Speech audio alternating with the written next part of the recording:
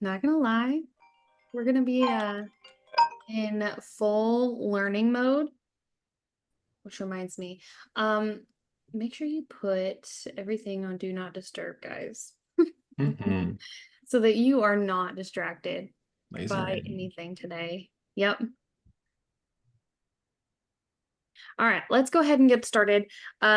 If you are in our community, in our Studio HQ community, we have office hours. Just a reminder, every Wednesday, we're going to keep that going at 1 p.m. Eastern Standard Time. And today's the workshop. And if you haven't already signed up, we've got a brand new accelerator that is planned out for you. And that is Tuesday, Wednesday, Thursdays, starting March 25th. We're going to go through, we're going to help you build out your entire website in Automation Suite. I'm very excited for that. If you have any questions, don't hesitate to reach out to Evan directly. He's got all the answers for you. He's also put that link in the chat. Yeah, Darcy, we were doing a little happy dance in our chair when we saw your name come in. Oh, my phone is in my pocket. I was like, where did I put it? I wanted to make sure I wasn't going to get any calls. Okay. Let's go ahead and get started, shall we? You are at Automation 101, the basic building blocks of automation. Don't let the word basic make you feel like you need to tune out everything I'm going to say. Okay. Because you know damn well that when you go into a ballet class, you have to know the basics before you can do anything else, right? And even if you've been using automation, I really, really, really encourage you to just dive deep into the basics today so that you can get a deeper understanding of everything. And trust me, it's going to help you immensely understand how to create things moving forward, because the name in the game when you adopt a new system is to keep using it and to keep building on top of what you have, not revert back to old habits because of comfort, right? I can't tell you how many times a new studio will come in and they have to scramble to create a form. So guess what? They go to Google Forms. And now all of their systems are just disjointed, right? They've now created a little bit of chaos for themselves rather than just building it inside of Automation Suite where everything can be in one spot. And if you're not using Automation Suite, don't feel like, oh no, I'm not here in the right place. It's okay. The skills that I'm going to teach you today apply to just about any automation tool that you could possibly use. You might even notice our builder looks familiar if you're using another platform that's built off of High Level. So Okay, yeah, we're built on High Level. awesome, awesome. Okay, so you're going to get a lot out today then, all right? All right, let's get started. These are the things that we're going to cover. Understanding automation fundamentals is module 1. We're going to go into actually exploring the building blocks of automation. This is where we're going to go into the builder itself. And then the third module is where we're going to be building out our first automation together. So we're going to string together all the pieces and we're going to practice putting them in the right order, setting up configurations, the whole 9 yards. And today is the day. I'm so excited for you because now, instead of wasting time, instead of avoiding automation because maybe you're a little intimidated by the jargon and maybe the options of tools, and instead of losing leads because of your disjointed systems, you're going to be able to attract and enroll students faster. When you understand automation, these are the things that are possible. Attracting and enrolling students faster, keeping them longer, and of course, getting your personal time back. This is one of my favorite stories to tell because Crystal sent us this picture. One day she was sitting by the pool. She's got 12 trials scheduled and 5 registrations. It just came in. She's not worried about a dang thing. And you know why? It's because she had the automation set up in the background. I'm not saying there's nothing that you have to do manually because there are little steps, right? There has to be this human interaction along the way, but it's much, much less when you have the systems actually put together in the background. Okay. Today, I'm going to be working, like I said, inside of our Studio HQ automation suite. If you're not a user, you can create your free account today and work along with us. If not, you can just see how it is. And if you want to get started at the end, let us know. I do want to let you know that we have a special offer. If you're looking at this and saying, this is awesome, I want to get started, I just don't have the time to lay the groundwork, we have 50% off our done for you setup package. I'm going to be giving you that promo code at the very end. However, if you decide to create your free account today, right now, and then you decide later on today or tomorrow that you want to do this expert setup, let us know. We'll give you the code again and we'll get you started right there. All right. Let's get our conversation going. I want you to think of one task that you have that's just a repetitive task over and over and over again that currently takes up too much of your time. What task is that? Because I want to talk about if maybe we can automate it today. What's that recurring task that you would just love to automate and get off your plate? Let me know. Put it in the chat. Oh, Cheryl, yay. I'm excited to see you in the accelerator.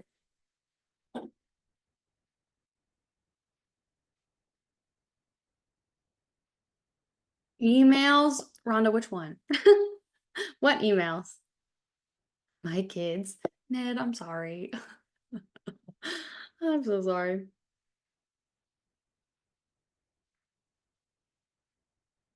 Tuition reminder. That's a good one. All right, new students, Rhonda. Camp reminders for summer. These are all great ideas.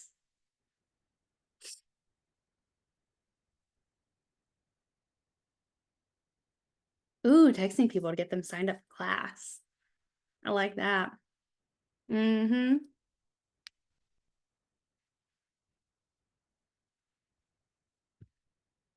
All right. You can feel free to add any more to the chat. I'm going to go ahead and dive in. Final reminder to get to Mindbox Zero. If you're new with us, this is just like a quick little intermission that we take before we dive into the actual content. It's a chance for you to get out your pen, paper, jot anything down that's in your brain, so you don't get into squirrel mode while we're in here. Close out of your email. I know somebody's in their email inbox right now. Close out of whatever other project you're also working on. Put the things down and let's dive in. Okay. Understanding automation fundamentals. This is when I'm so excited, guys, and I'm gonna geek out today because this is one of my favorite things to talk about in the whole entire world. Before we can actually expand upon automation, we need to define what it is. So when you hear the word automation, what do you think about? How would you define it? Yeah. Oh, Victoria. Well, I'm so excited to have you. An away message setup. That's a great one. Get with them during business hours. That is a really powerful automation. How would you describe automation in your own words? What is the definition?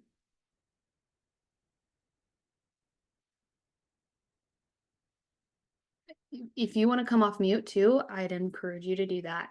If you're like, I don't want to put it in the chat, but I can explain it. Yeah, if this is your first time joining us too, we were pretty interactive in our workshop, so feel encouraged to join us. Don't mind me. I didn't have time for breakfast this morning running kids around, so I'll be drinking my my shake a long time. Okay, something you have to do over and over. Okay, but it automatically runs without thinking about it, Shem.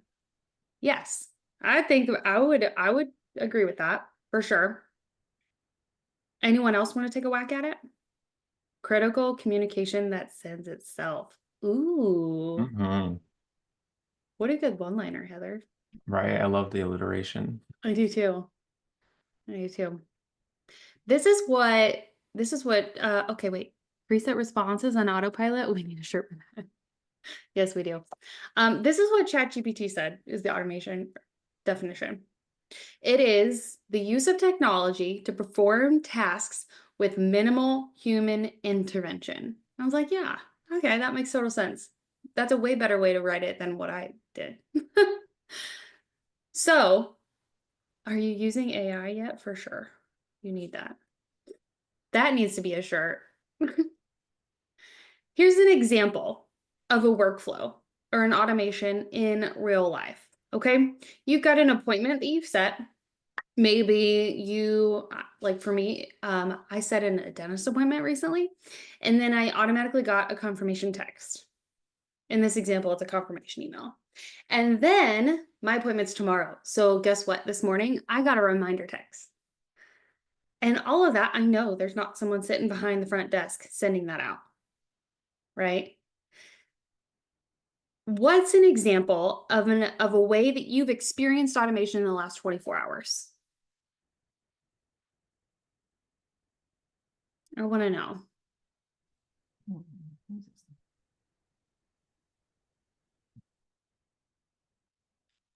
Cheryl, did you have something? Yeah, exactly what you said, right? I got the reminder that there's a dentist appointment tomorrow for my kid. Oh. Oh yeah, or my hair appointment or whatever. I get reminders all the time, and Mhm. or for this workshop, I got the reminder text. There you go. There you go. Acupuncture appointments, reminders. Oh, that must be nice. You're gonna feel real good. Yeah. Oh, a flight check-in reminder. Dentist reminder this morning. Everybody's going to the dentist, man. Tis the season. Okay, calendar invites. Yeah, Google sends them automatically, don't they? If you have that setting in your Google account. Okay. So now let's break down the building blocks of automation, because now we know, okay, this is how we've experienced it in the real world. Now, how would we break that down, and what are the different pieces of that automation? Okay, so the first and foremost piece is the trigger. What sets this automation off? Because in order for it to be an automation, it needs to start without you, right? So what is that trigger? This is what starts the automation. And here are some examples.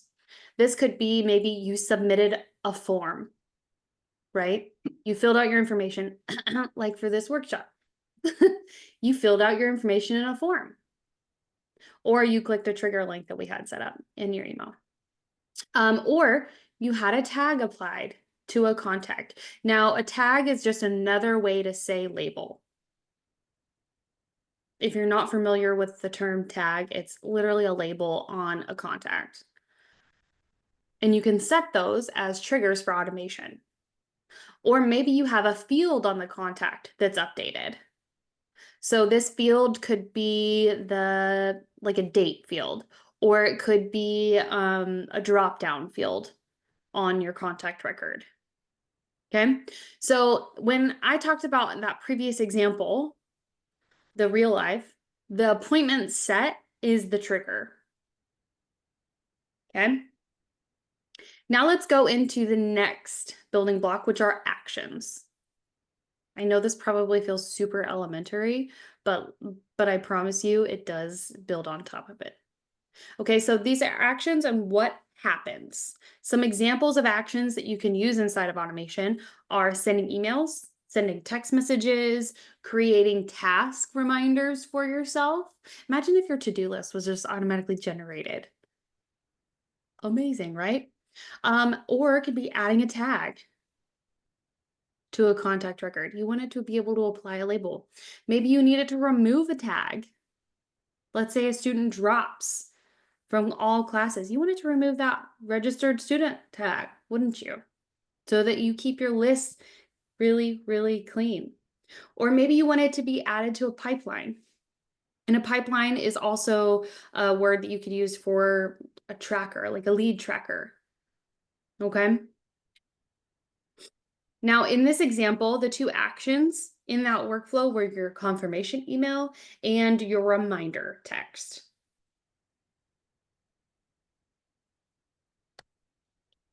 Now let's talk about wait steps, because typically when people start building out automations, they think of specific days and times that you want something to happen, right?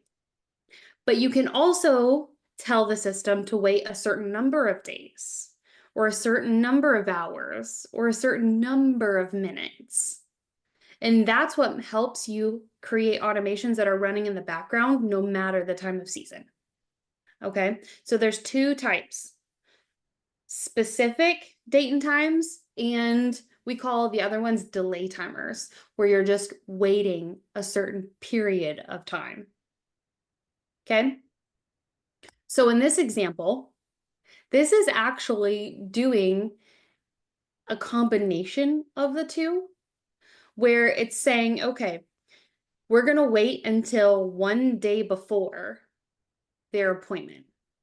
So this isn't going to go on the same date for everyone. It's going to go setting from the date of their appointment and then working backwards. It does like some mental calculations in the background. Okay. So when we put it all together, it looks like this: trigger, appointment set, action, confirmation email, and then we have a wait timer, and then we have another action. Do we have any questions on that before I go into the last two building blocks?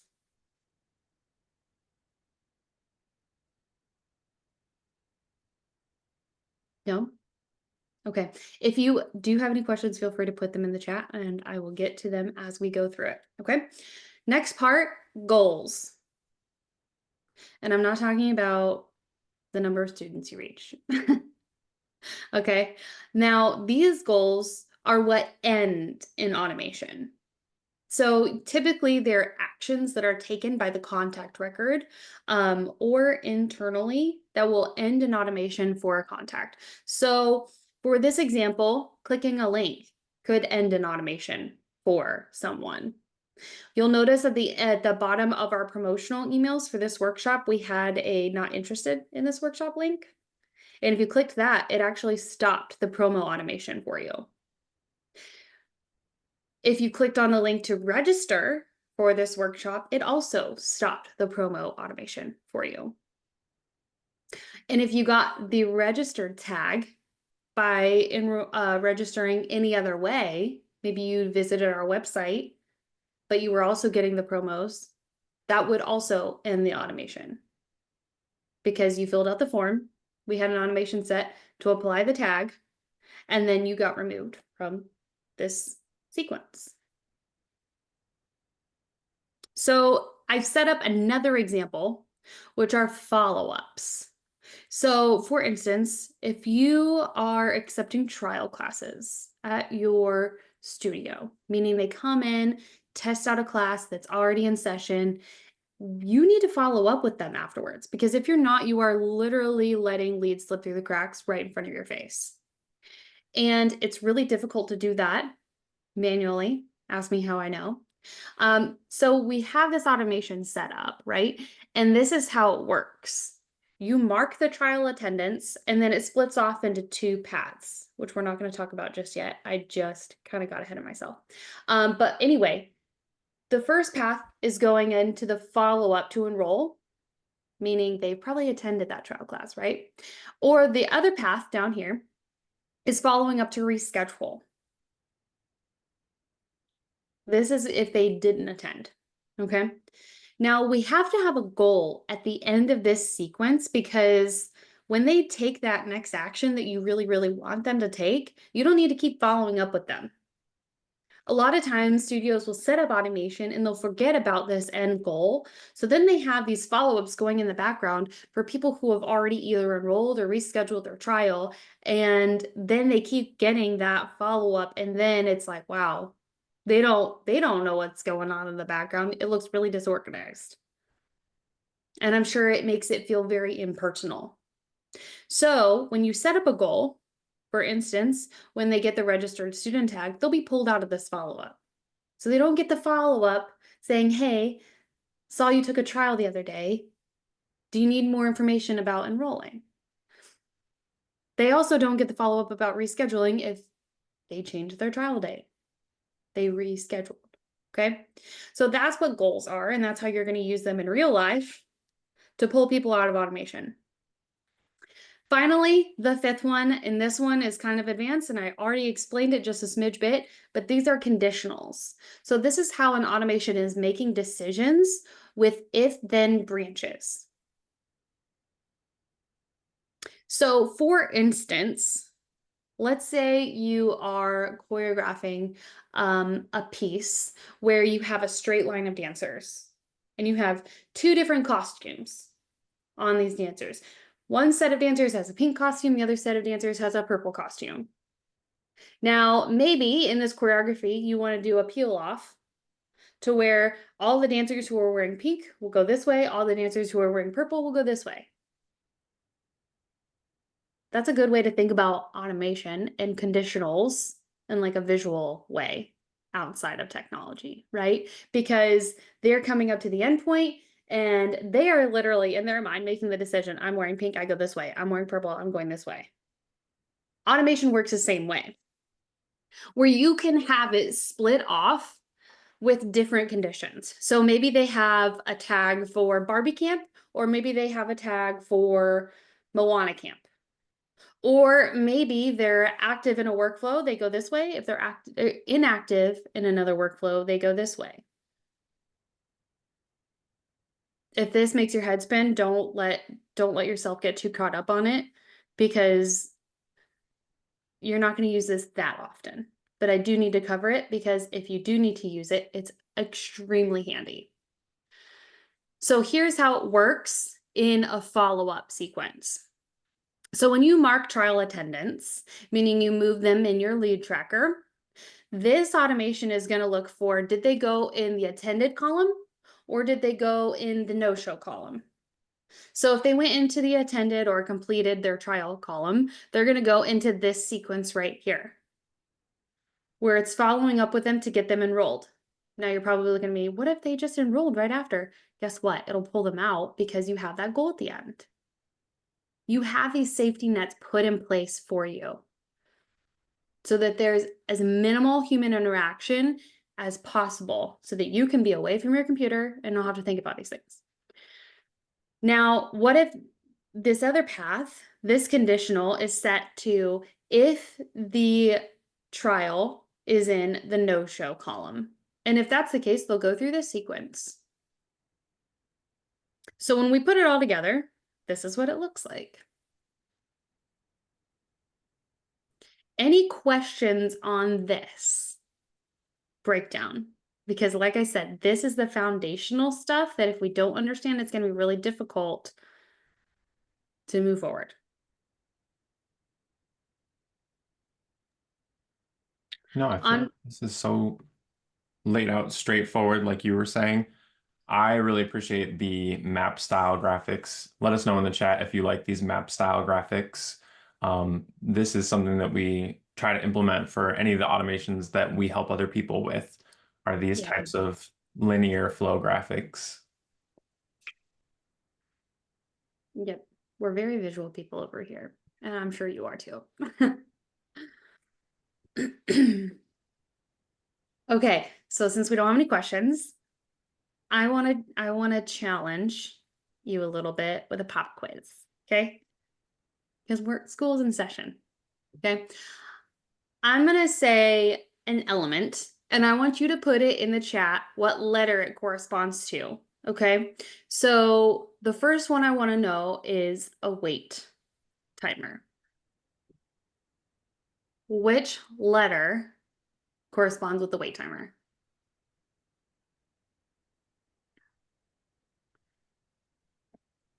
You guys are smart. Okay, good. Yes. All right. So now I know, I'm confident that you know wait timers. Great. Now, what about actions?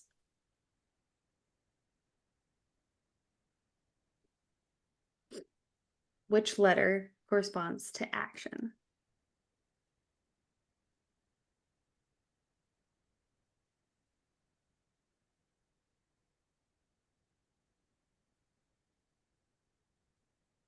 E and D.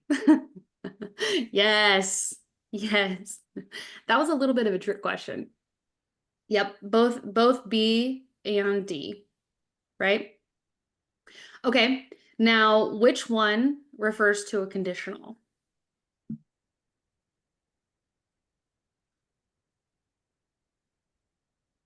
Meredith, you're on fire. Nailing it. Yep. I'm ready to automate. She's like, let's get going. Yeah. Okay. And which one's a trigger? Which one's a trigger?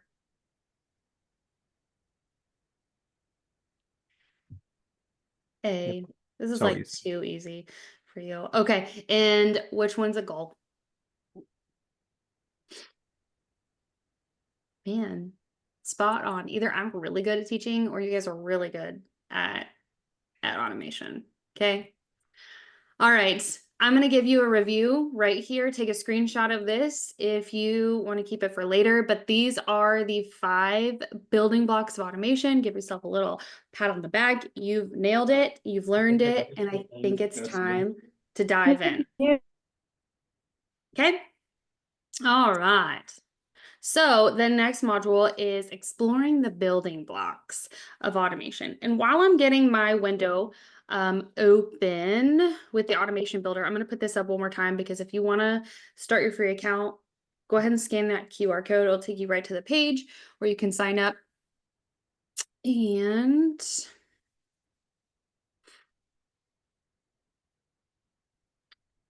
oh yeah, you can tie a survey response. Okay, wait, you're asking, can you tie a survey response using Google Forms or some other survey tool? Yes. However, Meredith, you can actually build a survey in here. Darcy just built out her, was it like a summer or like a new season survey? It looks awesome. Yeah. Oh, thank you. Yep, I think we have, oh yeah, Victoria, we will talk about how all this works with your enrollment platform. Yep, that's a really great question. Okay. I am almost there. I could do 2 things at once in real life, but when we're talking about actually clicking windows and moving them around, it's not going to happen. I feel that. So real.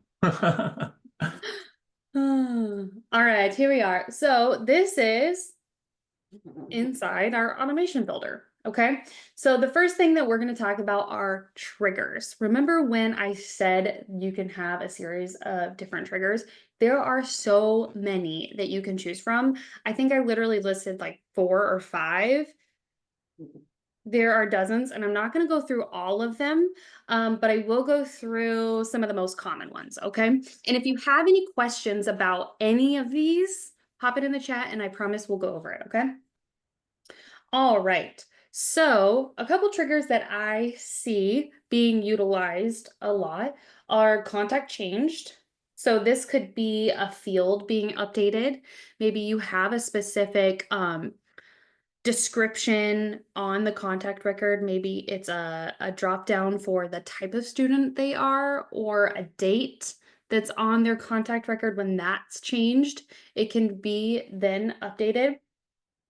Maybe you want something to fire whenever a contact is just plain created, like a task for you to reach out. I don't know what that could be, but that's an automation opportunity.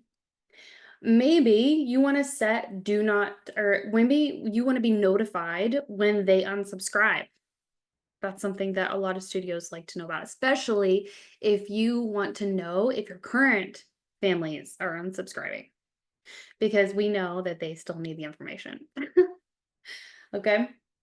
What about a tag? So this is when a tag is applied or removed.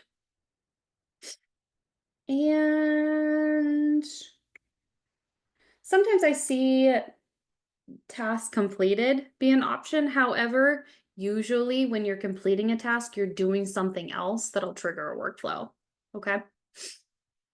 And sometimes I've seen this happen where someone will use this trigger and then they have an admin that gets click happy and they just start boom, boom, boom, boom, boom, and then an automation will fire off, and you don't really want that to happen if they didn't do the action. right? Okay. So then we're going to talk about events. Let's see. Like for instance, a form being submitted. They submitted their information in a form. This could be your contact form on your website. If you've built it in Automation Suite, you can embed it right there. It could be a waitlist sign up form that you've created. Or maybe you've built out your survey, like new season survey. Or maybe you've clicked a trigger link, meaning if you got our emails about this event, you likely clicked the button that's in that email and it sent you to the thank you page saying, hey, you're signed up. That was a trigger link that we set up. This one is one of my favorites because I know how much, how difficult sometimes Zapier is to set up with Facebook ads. And you have to set up a new one every single time you set up a new Facebook form. But when you use this, you can just already automatically have it connected. You do have to select the form, but there's no in-between step for you to configure in another platform. So when you have leads going out, like a lead ad using Facebook, you can utilize this trigger and it goes ahead and just pops them in the automation. Yeah, it is totally a game changer. And then we have, let's see. Quiz submitted. You could be offering a quiz on your website as a lead generator. Seen that happen. Okay. Appointment status. This is huge. These two, if you have studio tours that you want to be booking, or shoe fittings, or any like parent conversations, or heck, even staff conversations that you have that you want to be booking on a calendar, you would use these. So then the appointment status, whether they showed up or not showed up, you can send up follow-up emails or text messages when they book. This is how you would trigger confirmation reminders for that. Opportunities, this is a fancy word for pipeline or deals on your pipeline.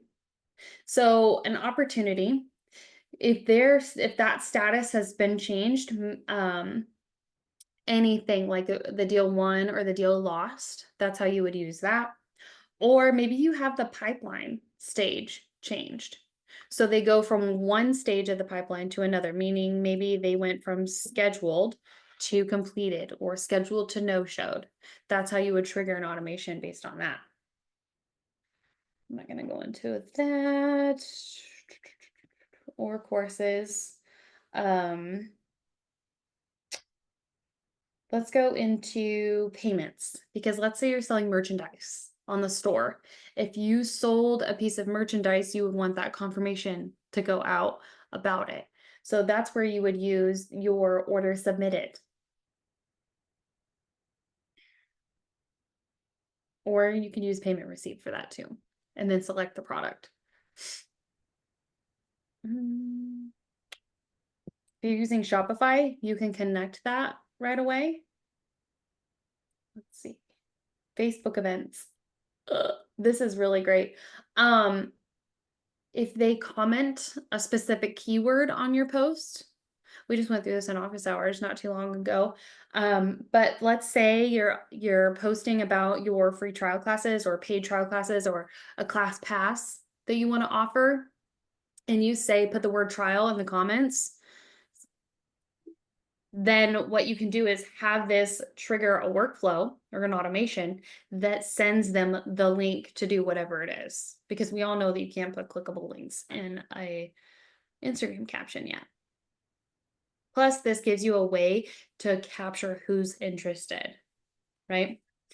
And the great thing is that you have a unified inbox in here, so you can respond to those messages manually that come in as well, but in one spot. So you have all your Facebook messages, your Instagram messages, your texts that are being responded to from here, and your emails that are coming in. Can you automate Facebook or Instagram posts? Yes, totally. You can in Facebook, but you can also do it in here. You don't do it in the automation builder, but we can totally explore that later in the scheduler. There's also some other platforms that you can also schedule to. Okay, communities, if you wanted to create like a specific group for your parents, your dance parents, you can have that be granted or removed and fire off and automation. I think that's all I want to go through for now. But are there any questions about triggers before I move into actions?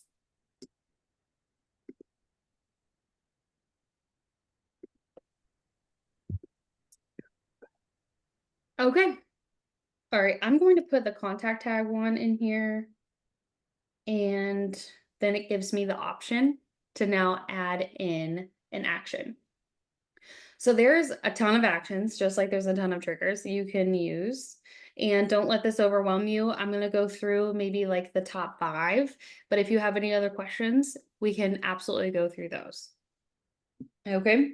So one of the most common ones are tags being added or removed. You can use these to automate your list segmentation. So when you have someone sign up for something specific, maybe you have 3 other tags that you want to be applied to that same contact record that then separates them from the rest of your list. Like, let's say they have signed up for your performance group. Maybe you want to have another specific tag be applied about like I don't know, certain competitions or shows or anything like that, where you'd want to target them later based on that tag. Maybe they are telling you that they no longer want to receive emails or text messages. You can automatically subscribe or unsubscribe them from those channels inside of a workflow. You can add a note to the contact record. We see this a lot for like enrollment details coming through. And that gives your admin a general understanding of that family's record without having to go into another platform.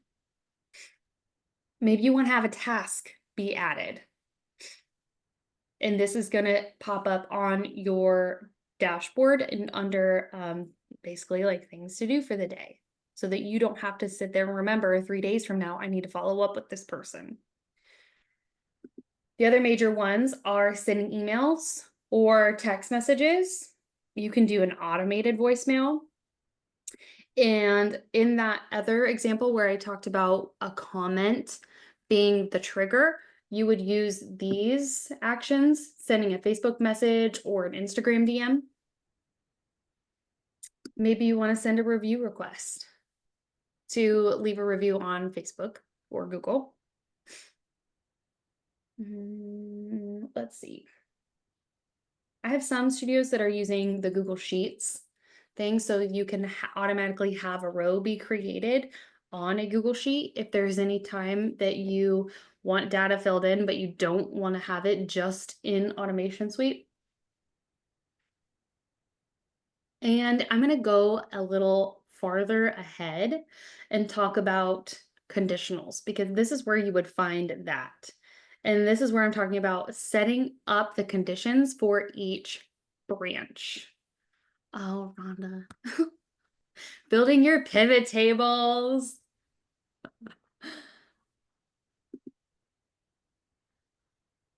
Rhonda's the data queen, I swear. Okay, then inside, this is where we would have wait timers. So we can set it up again as a specific date, or we can have it wait for a certain time or day, or we can wait for a duration. Then we have goals. How do we want them to be pulled out of this automation? And I think that's all. Oh, we can have them added or removed from a workflow from another workflow. That helps you keep your automations really clean. And then this is how you would create opportunities on your tracker, on your pipeline.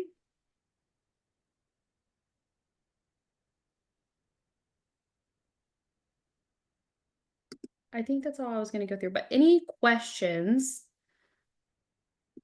that I need to answer before we go to module number 3. We are ahead of schedule.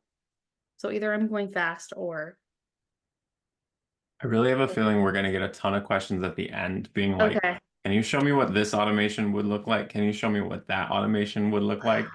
So maybe they're just absorbing and their building blocks are kind of starting to manifest. On a scale of 1 to 10, 1 being I'm about to leave because this is too much, or 10, I'm so excited to keep going. Where are you at?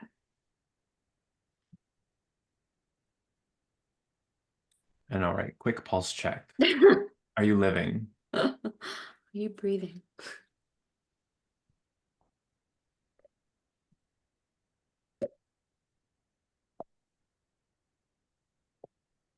All right, let's party. Lots of good info, Victoria. Yay! Anyone else have 3 beverages on their desk right now? Only have 2 right now, but that's because I didn't bring my soda. Coffee, water, and protein shake. Oh, Dana, don't worry. Don't worry. Let's give you like a 30-second recap. Yeah, that sounds Like- great. I think we could all use that. I want to zap to a sheet. Okay, so you don't have to use Zapier for that, but we can talk about how you would do that. Okay, so quick review of what we talked about. So the first module was the key building blocks of automation. That is not the right slide. Here they are. We got triggers, actions, wait steps, goals, and conditionals. All of these put together are how you would build out different workflows in your business. Triggers are what start it. Actions are the things that you do within the automation. Wait steps are the timers between. You can either wait for a period of time or you can wait until a specific time. Goals are what end the automation. It's what can pull someone out of a workflow if they no longer are like qualified to be in there or should be in there. And conditionals are how automations make decisions, essentially, and sort people into the right path. And then we went through building or exploring those different building blocks of automation. So what are the different trigger options? What are the different actions, wait steps, all that good thing. Okay, Meredith, great question. Where is the automation pulling from? Social media, studio management software, studio email account, all? The answer is yes. All. However, Yes. you have it set up. So let's talk about that. The automation is pulling from whatever the trigger is, right?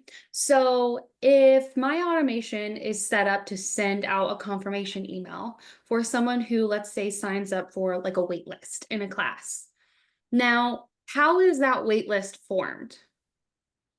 In my mind, the easiest way to create a wait list is to create a form inside of Automation Suite.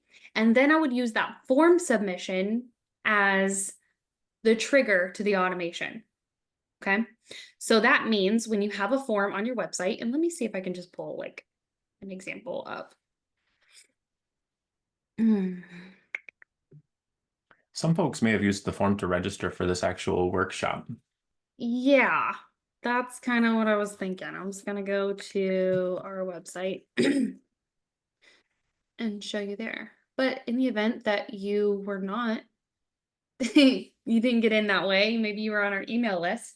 You guys got it easy. You had the one-click registration, right? Mhm. So we have this button right here. Okay, it's my fun video. You can watch me making pancakes and talking about automation. This is That's the so form. real. It is so real life, guys. I was like, wow, I didn't really, we need more messaging about this. And just set my iPhone up, started talking, and I was like, this is great. So that's what you got. This is the form, okay? When someone fills out this form, that's what triggers another automation. So that's where that automation is pulling from. Now let's talk about your studio management software, because it's another really great example. So your studio management software, depending on what one you use, may or may not have what's called a Zapier integration. So Dance Studio Pro and Jackrabbit both have Zapier integrations. And Zapier is a tool that studios will use to then connect the two together. It's what studios use to connect their studio software to just about anything else, right? And the way this is utilized is when someone enrolls in a class at your studio or creates an account, that is a trigger that you can have set to then go through Zapier and put a contact in your automation suite. You can also have it apply a tag to that contact in automation suite. So essentially, when someone signs up for your 25, oh my gosh, 25, 26 season, you can have it apply the 2025, 2026 registered student tag, and then it can start sending them a welcome email. So you no longer have to send out that repetitive, here's the freaking student handbook over and over and over again. Here's the dress code, all the things they need to know, right? And then even further in that automation, you can have it wait a period of time to send them another email. Hey, just want to make sure you got the dress code. And then another period of time checking in on them. How are classes going? And then another period of time, maybe you're sending them a link about your teachers. We actually have all that set up in our new student onboarding sequence, and we can talk about that later. That's actually something that I want to build together, and that's the example that I want to go through, because I think that is literally the most utilized and underrated automation. When I talk to our ambassadors, I'm like, what's your favorite one? They're like, hands down, the new student onboarding. I'm like, really? Because it's not sexy, right? It's literally the vegetables of automation. But it's something that is the easiest to automate and will free up the most of your time, aside from trial class management, okay? So Yeah, I'm curious if walking through that automation is something that they want to see. yeah. Is that what you guys want to do? That's what we had planned. But I can pivot. I'm flexible. Pivot, there's that word again. We need the, what was it, Ross meme from Friends? Oh, with the couch. Yeah. Pivot. Pivot. That was me with my 3-year-old moving his bed into my bedroom the other night because he was like, I want to sleep in your room, but I want to sleep in my bed. Here we go. At least he wants to sleep in his bed, right? Yeah, it lasted 5 minutes. Oh, All that work for nothing. But it was a fun time. Okay. Oh, poopy. That just got rid of my whole full screen, but that's okay. no, we see Let's get- full screen now. Oh, well, yeah, but It's now got your it's not as desktop behind clean. You see my desktop. All right, here we go. Let's build out a new student onboarding, shall we? So for this, I am going to use the tag. And for this tag, actually, let me start from scratch. I'm going to delete that and go from here. I'm going to label it demo new student onboarding. Okay. Yay. And just like an additional hack, something that Evan and I do in our internal accounts, we kind of use emojis to signify the status of the automation because we work on things a lot together. So feel free to use this if you want. But in here, like if it's something that I am totally just like working on, we'll either use yellow or orange and we'll put like a little dot next to it. If it's something that we have just created and we're like, this is totally just from scratch, we'll use red. And then if it's something that's good to go, we'll use a green check mark. Easy way to see that on your side. Okay. All right. So let's talk about the trigger. For this one, I'm going to use a contact tag, and that's going to be how we start this automation. Oh, Meredith, you have so many good ideas. Let's talk about those at the end, okay? All right. Workflow trigger is the contact tag. I'm going to change this to registered student. This is just a label that does not do anything functionally, but it will show up right here. Okay. Then we have filters. So I don't want it to be just any tag that gets applied to the contact. I want it to be a specific tag that gets applied. So in this example, I want the tag added to be 2526 registered student. So I'm going to select that tag. I'm going to click out of it and then click save. Yeah. So now anytime someone gets that tag, they'll be added into this automation. Easy peasy, first position, check. Okay. Now let's go into actions. I'm going to click the plus, and now it's going to pull up all of the actions that I could possibly use. So this first action that I want to use is an email. I'm going to search for it at the top, so that will just bring it right there to me. I don't have to keep scrolling. And I'm going to click send email. Now I have two options for this.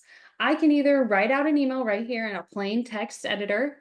For some emails, that is totally fine. Do not waste your time on formatting, okay? Or I can go into templates, and you can see this in this demo account. I have a ton of templates loaded in, but welcome emails. This is the first one in our template, right? Welcome sequence email 1. And I'll click on edit, and you can kind of see what it looks like inside the email builder. Now, it really looks plain Jane, right? There's nothing in here that's branded. There's no like crazy customization to the text.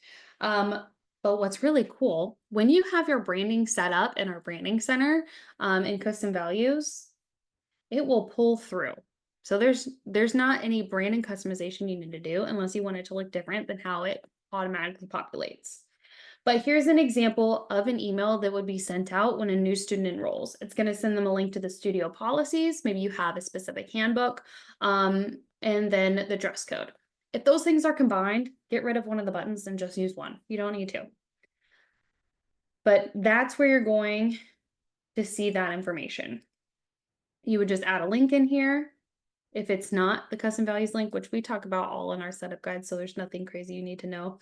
I just want you to see that there's an email created right here, okay? And that this will populate the first name of the contact record. So this is going to be personalized to the contact specifically. So let's say Cheryl registered her child in my dance studio. This is going to come through and it's going to say, we want to personally welcome you to our dance family, Cheryl. How good does that feel, right? Like when I was the admin at a studio in Los Angeles, one of the missions that I had out there was to make the studio feel small town vibes, right? I'm from a small town in Indiana, and I love the fact I can walk into the bank and they know my name. Like that is important to me, right? I feel included, it's a community. And when you have that type of communication in your studio, it makes people feel at home. And people will always want to come back to that. Now, this is how you would create that experience through email. I know it sounds so small, but it will create such a huge impact. And we like to have those little personalizations throughout automations, even through text messages. I'm sure you got a text from us saying that you're registered for the workshop and it had your first name in it. I didn't write that each one individually, but I wanted to make sure that it was personalized for you because that's important. Okay. You can even do that, by the way, in the subject line. That gets people to open them fast. All right, I'm going to save this so you can see that there's an action happening. You can stack actions, meaning you can have something right after this without a wait timer, and they're going to both go one right after the other. So I'm just going to show you an example of that with a text message. Okay, so same, welcome to our studio family. Oh gosh. And I'll show you. This is where you would then insert their first name. Boom. Click save. Now you have an email and a text message go out. I see a lot of studios use that in a way that says you got important information in your inbox. Then they actually go check their email, right? Now let's talk about wait timers, because naturally you're going to want that to be next, unless you have another series of actions you want to have happen. Okay, but let's talk about having it delay until, I'm going to use the wait timer. I have the option to have it go hours, minutes, or days. Okay, let's say I want this to go 5 days out. That's how you would set it up on a very basic level. Okay, now, any questions on that part? Because I'm going to quickly pivot and go to like a day timer. So I can show you that.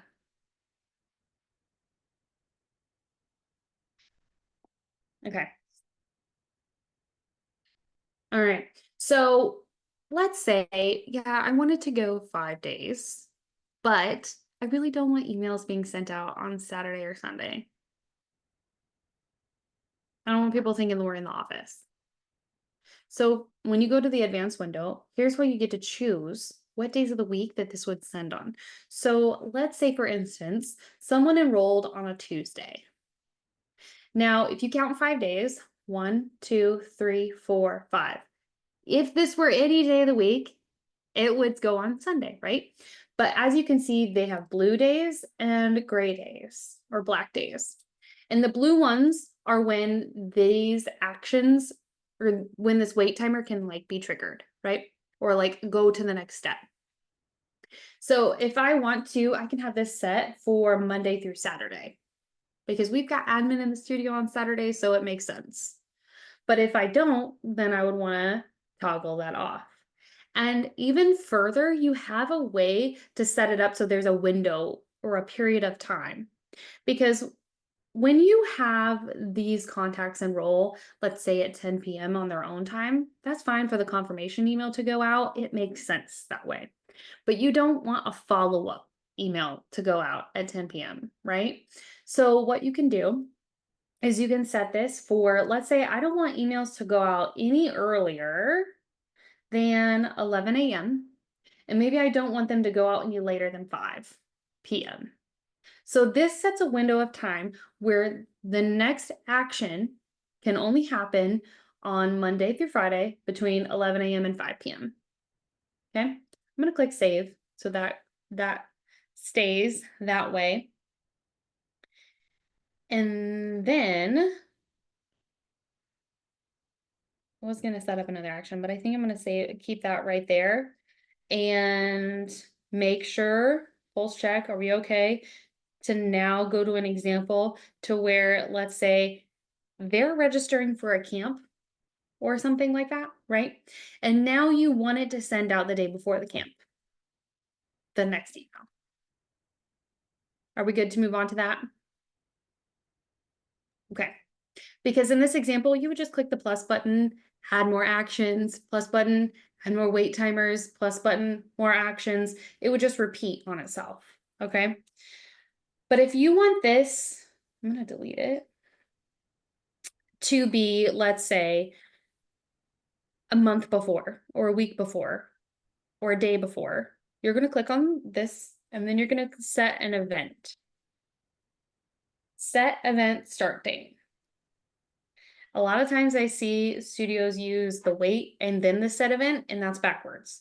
Okay, it needs to be the set event start time first, because then that tells the system when to do the action. It literally sets the timer, okay, and says, hey, I need you to look for this date and time. So I can have this on a specific day, I can have it on a date and time, or I can have it running on a custom field. For instance, I'm going to talk about a different example, and hopefully I don't lose you on this. Let's say you have a birthday field, right? Like you've stored up adult students' birthdays or something like that. and you want to send them a little happy birthday text or a little happy birthday email. If you had a custom field on their contact record that had their birth date, you could literally set a timer to go around that. Another lap around the sun. Happy birthday. All right, let's talk about specific date and time, shall we? Because let's say our camp is June 14th. Okay? Because I'm a queen of set and forget it, right? Especially with reminders about upcoming events, like, and then during a busy time of year, you don't have time to pull the list to send out a reminder. You will forget, or it's going to become something that's on the bottom of your to-do list you're going to look at and cause you stress. Because you're like, oh, I do need to get that done. You're going to feel guilty about it. I've done it, right? Just set the automation to have it go. So when they enroll, they get the confirmation, they get the wait step, and then the next step. All right, now let's say the event is at 9 a.m. Okay, it's an all-day camp. I'm going to save. Now, I'm going to set 2 timers or 2 actions up. One that's a week before and one that's an hour before. So now that I have an event day time set, I can use wait timers to wait until that specific time. Okay, so I'm going to use the wait. And I'm going to do a week before. And instead of time delay, I'm going to go for event or appointment time. Okay, so now it's referring back to that step right before, which is the set event timer. So now I'm going to say, okay, I want it to be a week before. So I want it 7 days before. And then this is all fine. Click save. This down here, by the way, means that if, let's say they enrolled 6 days before the event, it would notice, we would see this date and time and say, oh, this event's in the past, let's just go to the next timer. So they don't get the week before reminder, they'll just be queued up for the hour before in this instance, okay? All right, so I'm gonna label that actually, wait, 7 days before, okay? And then I'm gonna have an email. Oh, it would help if I spelled it right. I'm just going to.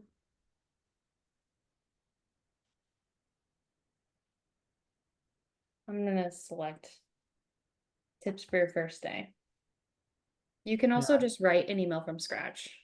I don't know if you mentioned it already, but all of those emails that you were scrolling through are all templates that are available inside of our preloaded automation suite.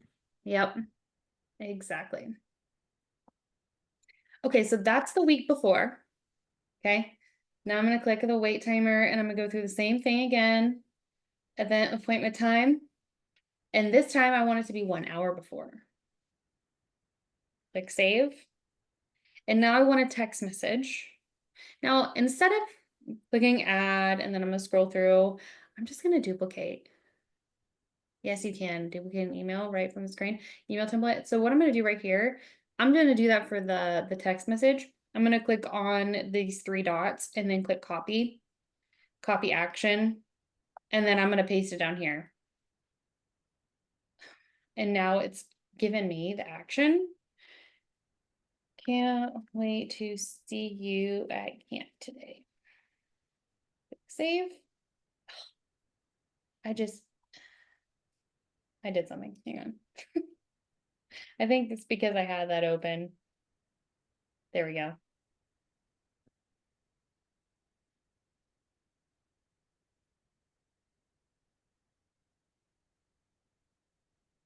Okay. Ta-da. And yes, let's say you have an email that you want to use right here. And if you pull this up, if you're using this email template in another workflow, you don't want to edit it right from here unless you want both of those emails to change. Okay. So you'd click on edit and then you can click save as a new template, because let's say you have another welcome sequence, you want a different a different program to be welcomed in a different way, I'd click save as a new template, and I would say like theater welcome sequence. That's my new label. You're gonna save as a new template before you edit. Okay. And then you click save. I'm clicking save like every 5 seconds, just out of terror from back in like the early 2000s when you'd lose a whole entire document. Yeah, you do want to make sure that you're clicking save in here. It's got the little red glowy up in the right-hand corner, so I just pretty much always click it whenever I see it. Yeah. And then the last thing, Rhonda, I know this is a little more than Automation 101, but you want to make sure that when you are done with updating that template, that you click back into that action and make sure that that action has actually saved the correct template now. So there she has it. It's the theater welcome sequence. If you did not click save action, which can happen, it looks like you've done the thing, but when you click back into that, it's going to show the other email template. Yep. Save along the way. Mhm. Okay.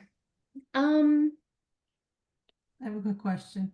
Go And so for then- it. So then once you save as a new template, you can drop down and use that template in another workflow or another email. It'll be there. as Yeah, a- it'll save it to your templates library. Mm-hmm. Yeah. Absolutely. All right. Meredith, Victoria, I know you've had lots of questions. And I want to do a pulse check on you. How are you doing? And is there anything else you want to see? What I did have a questions? question about the recording. And we do usually make our recordings available shortly after the workshop. And I Mhm. want to say that they're usually available for the following 3 days. Mm-hmm. Yep. And then for Automation Suite members, those recordings are available inside of the recordings library. Yep.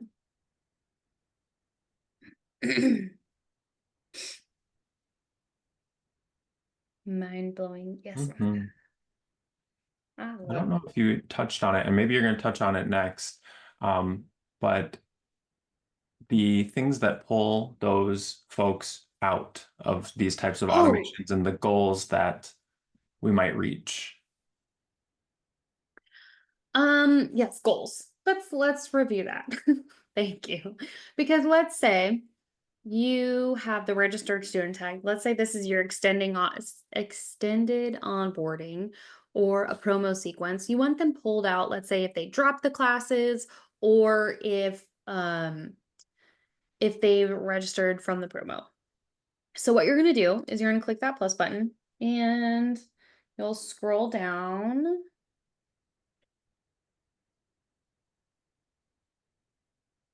Let's go.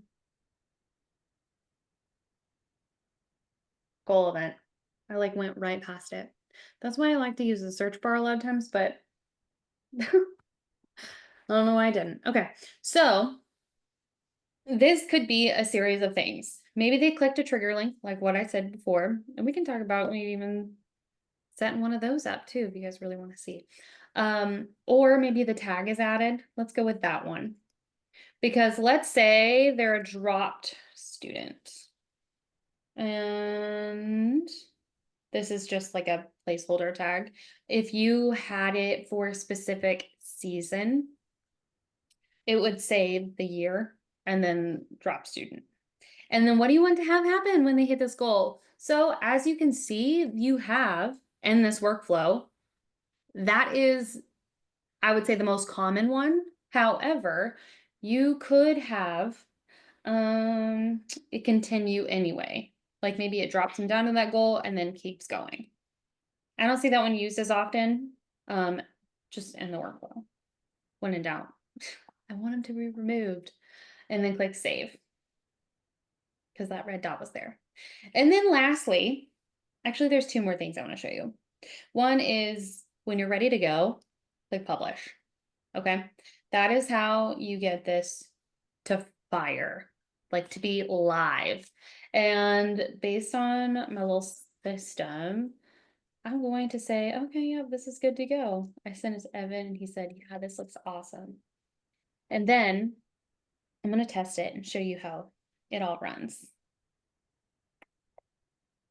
Okay.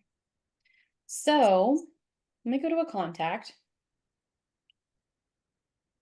And let's go to this one. It doesn't have it yet. Okay. In the parent test contact. Now, in the perfect world, when they register for classes, this tag is going to get automatically applied because I've got Zapier set up. Okay. But let's say you don't. I've seen studios do this manually as well. I'm just going to apply that registered student tag. Now it adds it down here. And then I'm going to click on automation. Oh, you saw it come in already. You can see it's in this workflow, the new student onboarding. You can see a history of the different workflows that this contact was in before. And then this is honestly one of my favorite features in here. You can see the email that actually went out. Because even if you have, let's say you set up all these workflows, you know exactly how they work. Maybe your admin are feeling a little more hesitant on this. They can see exactly the conversations that have been had with this contact record, even if it's an automated message. This is a text message. It would have gone out, but it says unsuccessful because we don't have the number set up in here, but that's what it would look like. Okay. And then if I had the, actually I can send it right here and you can see, like I would type it in, boom, send. You can also do that with emails, send an email from here if you needed to be a manual thing. Oh yeah, ads running all the time and they come right in. Yeah, that's under the integrations tab where you would then connect your Facebook page. And Evan, what else do we need in here? Am I missing something? We did have a question about what done for you looks like. We mentioned it at the beginning and somebody had popped in and Yeah, for sure. I do want to, I know somebody said something about social media posts, so while I'm in here, I'm gonna just pop in that tab. And of course I don't have any in this account, but this is where you would do that. Your social media planner, essentially, so you can pull in graphics, videos, you can schedule stories, static posts, and even reels from here, and you can connect it to Facebook and Instagram. You can also do Google My Business if you want to start getting active on there.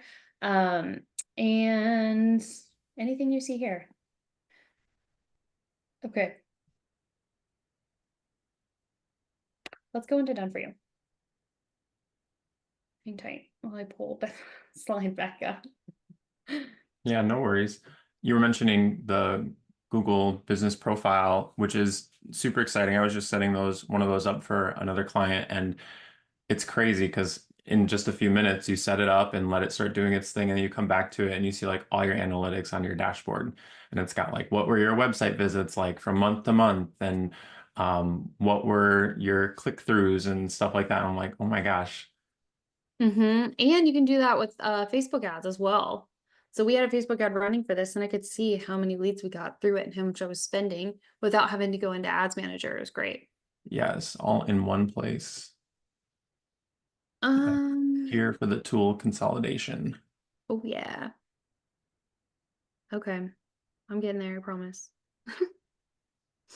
Okay, here's what the done for you setup looks like. We're gonna go in and we're gonna brand your account to your studio colors, your logo, your signature on your emails, anything that Camilla, you did you have a send. slide that you wanted to share with us?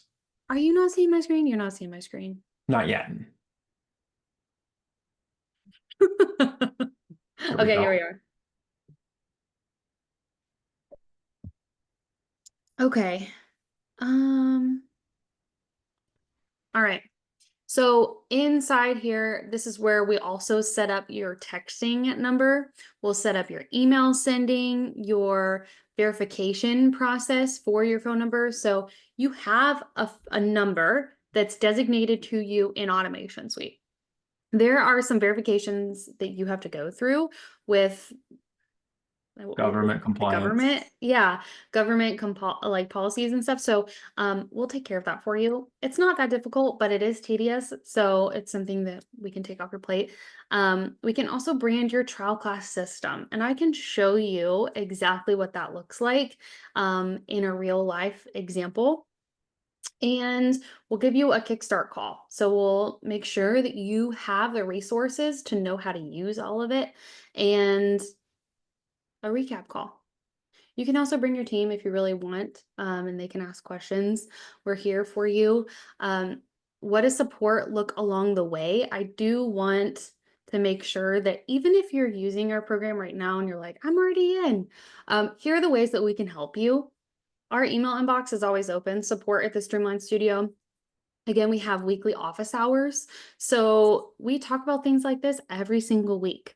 Now, it's not all planned out because we want you to come in with your questions and whatever you're working on, and then we'll expand upon that. Yeah, come nerd out with us. We also have setup guides. So you want to set up a bring a friend automation, we have a whole system built out for you. And then it has videos step by step of how you would customize that pre-built template to your studio. So even though I went in and I built the automation from scratch, it might have felt very overwhelming, but I want to let you know that you don't have to do that. You don't have to do that ever. Because we have the templates already created for you. You just have to customize it to your branding. And it's actually really quick to do. But I wanted to let you see on the back end the different options and possibilities that you have. And if you do want to string them together, that's how you would do it. Okay. We also have our templates library. So not only do we have automation templates, we also have social media templates, email templates, the whole 9 yards. Planning sheets, those are some of like the most utilized feature in our templates library. So if you're planning out a campaign that's centered around trial classes and you want to really promote those to your leads list, we have a template for that. And we have a planning sheet for that. Help you think through all the things you need to do.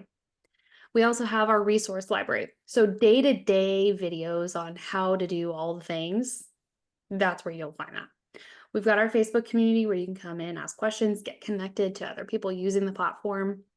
And then, of course, if you want some extended help, we have our one-on-one advisory calls and we have accelerators. And our first accelerator that we're doing is our website, website mastery accelerator, which is how we're going to show you basically how to take your website off of whatever other platform you're on and put it in Automation Suite so you know exactly how to edit it. You don't have to spend a ton of money on outside developers or worry about all the delays that come with that and headaches. Okay, I know I kind of skipped over the done for you a little quickly, but if you want us to do that for you, it is the promo code DFY50. I'm going to put that in the chat.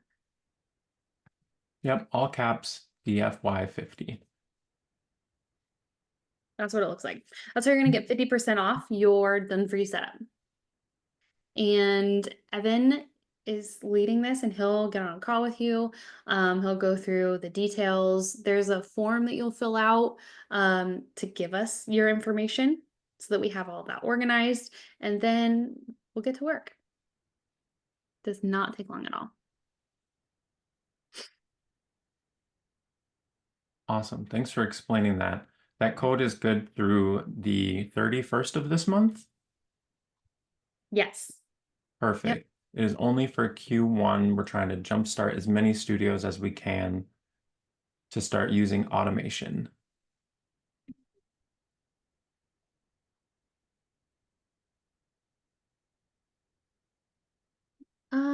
Meredith, what else do you want to see? I know you were looking for something more of like an overview of what we offer.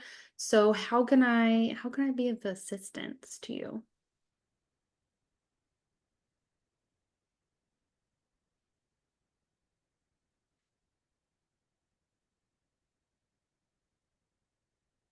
Okay, great. Yay. I want to finalize us with a recap, and then I have a last question for you. Okay. So recap, these are the building blocks of automation. The different tools that you need to build automations and understand how they work in the background. Even if you're not building them yourself, you need to know what's available, right? Because when you can understand it, you can delegate it, Mm-hmm. even if it's to our team. Okay. And this is what should be automated in your studio. If you're thinking, this is great, but I don't know where to start. Welcome emails. Excellent place to start. This is going to lift off so much work off your shoulders. Follow-up communication, post trials, right? List segmentation. So when someone comes in as an enrolled student from Jackrabbit, Down Studio Pro, even Studio Director, we have a Zapier integration for Studio Director that uses some fun parsing tools, okay? And that brings them in. You can have a tag applied, and now your lists are clean. You don't have to worry about, oh my gosh, I'm going to send out this email to all my enrolled students. Is everybody on there? That was one of the biggest headaches for me. I felt like I was checking constant contact over and over and over again to make sure that we had the right people on the list, right? Trial reminders, people getting signed up and getting that confirmation, and the day before reminder, if you have an hour before reminder coming up, that's something you can automate. And posting to your social media accounts, set it and forget it. Schedule those posts out for an entire month, and then you're good. You don't have to be logging in every single day to your Instagram account to be active. And you can even automate, I did not demonstrate this, but you can automate resending those newsletters that you send out maybe on a weekly or monthly basis. You can automate sending them to people who didn't open them automatically. Because we know that nobody opens every single email, right? Great. Okay. And if there's anything else, shoot us an email, support@thestreamlined studio. I'm going to put this QR code up one more time. That'll take you to our website. If you are saying, yes, this is great, go ahead and create your free account, but you can also schedule a demo with Evan if you have specific questions that you need answered. There's a calendar on our website where you can find a time that works for you and then hop in a Zoom room with him and he'll go over everything. Okay? And if you're already with us, make sure you sign up for our website mastery accelerator. It's going to be the best, and it's going to take you from your current website to a newly redesigned website in 3 weeks. And I promise you it will not be too overwhelming because we've got it parsed out very well. Yeah, and not only is the content parsed out well, we'll also have opportunity for progress pods. So you'll be getting hands-on help with the team of experts as we're building out website materials for you together. Mm-hmm. Exactly. Okay. All right. Well, I will see you all. No, I won't see you all tomorrow, but Evan will see you tomorrow. I'm getting my tooth pulled. Yes, I will be at office hours. Michaela will be recovering. I'll be in ice bags. Yep. All right. Awesome. Have a great day, guys, and we'll see you later. Thanks, everyone. Bye.